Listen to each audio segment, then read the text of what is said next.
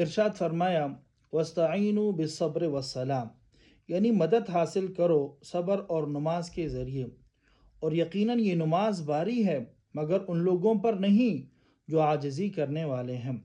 اس آیت مبارکہ میں اللہ جل شانہ نے مؤمن کی زندگی کا ایک بہت اہم اصول بیان فرمایا ہے، یعنی مشکلات اور پریشانیوں میں سہارا کہاں سے لیا جائے۔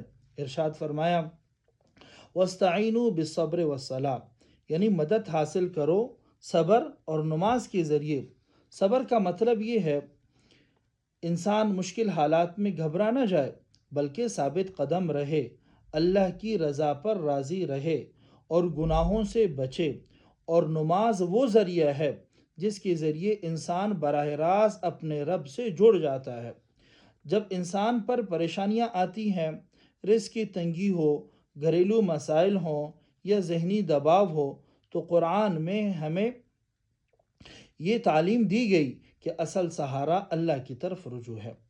پھر آگے فرمایا وَإِنَّهَا لَكَبِيرَةٌ، یعنی یہ بات یا یہ نماز بہت بھاری ہے، یعنی نفس پر نماز کی پابندی، خشوع اور وقت پر ادائیگی مشکل محسوس ہوتی ہے، خاص طور پر ان لوگوں کے لیے جو دنیا میں زیادہ مصروف